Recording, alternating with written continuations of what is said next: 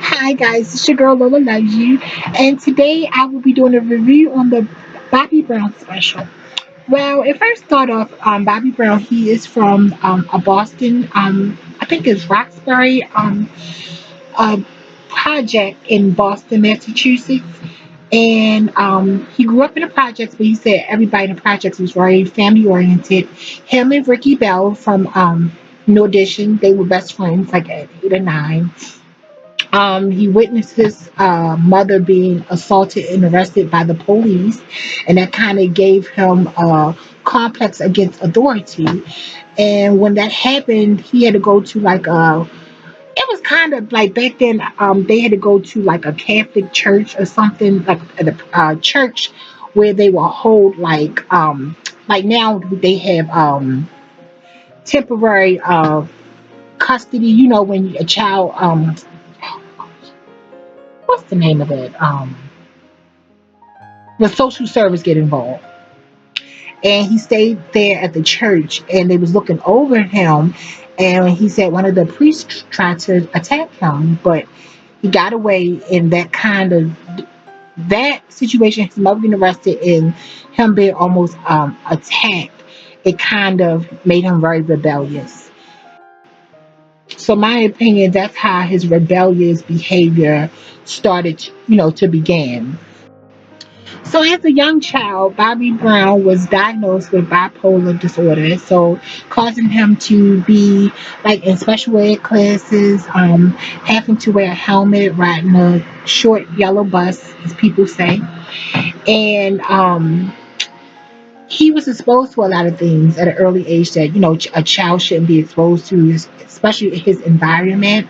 Um, he witnessed his good close friend at a young age get murdered, and that kind of made him be rebellious towards what being in the projects. He wanted to have a better life, so him and his neighborhood friends from the group No Audition, they came in second place at a talent show where a guy named Maurice signed him to a record deal.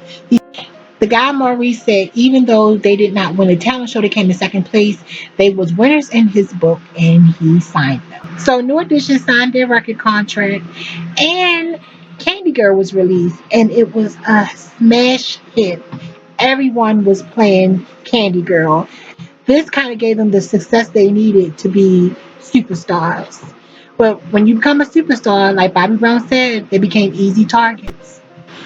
With newfound stardom, the boys still lived in the Boston projects. Seemed like they had a bad deal, like a lot of artists that came out back then. You don't know no better. Especially if you don't have family or relatives that's already in the business that can warn you and look over those contracts. You're going to get robbed, and they got robbed. So the group earned their money through touring, and with touring, first they had chaperones, and then they stopped having chaperones, and then young teen guys, they started getting promiscuous, and that's when Bobby Brown started experimenting with sex. Okay, well, with newfound fame, with a new record deal, and on tour, Bobby Brown started to feel himself. He wanted to be more different from the group, wearing different clothing. He didn't like the clothes selection, and during concert shows, he would do too much. He wanted the spotlight, he wanted his shine, and the group members didn't like that. So management was threatening him, like, Bobby Brown gonna mess it up for y'all. So they agreed, the group members, they were young, they agreed to put him out the group. And Bobby Brown was upset because he started the group. So he like, how y'all gonna put me out my own group? So after Bobby Brown was, kicked out a New Edition, he had his own solo career. They signed him with a, solo deal with under the same record company. And his first album was kind of a flop. And he was 17 years old, and he was a father now. He had his first son, Landon, and he's just was still on tour, and he really couldn't give his son the attention his son needed.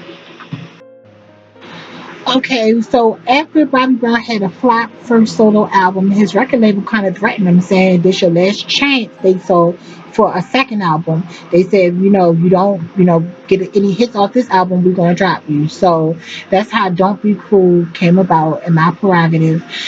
He was teamed up with Teddy Riley, then he teamed up with Babyface and L.A. Reid, and that's how the hits start coming about. And Bobby Brown became a international superstar. And he actually went on a tour with New Edition and I'll Be Sure. And he just came he sold over 12 million records for his second solo album. And that was phenomenal. His albums kept going platinum, platinum, and platinum. Bobby Brown's career is going to new levels and new heights with iconic looks like with the Gumby haircut and inspiring young artists, coming up like Usher, being inspired by Bobby Brown. Bobby Brown, you know, I will give it to him. He was an all around entertainer. He really was. And I really wish he never stopped. Once he got married, I wish he would have elevated even further. But only God knows. For great success, Bobby Brown, of course, had antics. Spending millions of dollars. He spent $1 million in a day buying a house. Well, I guess a mansion, jewelry, a car, things like that. Spending frivolously, being very promiscuous, with Madonna. The love of his, he had a crush, a really big crush on Janet. I think Janet was the love of his life, in my opinion. And just he was being young. He was what did he say? He was sowing his oats. So yeah, so he was living his life. So part two ends off the Bobby Brown meets Whitney Houston at the 1989 Soul Train Music Awards, and he said he fell in love with her eyes. Whitney Houston has the most beautiful eyes I've ever seen. They are beautiful. He asked her out, and she said yes, and that's where it kind of ended off. Overall, this was really good. I thought it was going to be real lewd and raunchy because you know how Bobby Brown can tell his stories and things like that. But Bobby Brown has really matured, and it was actually refreshing, So I can't wait till tomorrow night, and I'll be reviewing part 3 and 4. So I think part 3 is all about Whitney. So we're going to see at 8 o'clock p.m. Eastern Time tomorrow night is the Whitney Houston segment. It's your girl Lola Luxury. I'll be back with another video. Bye.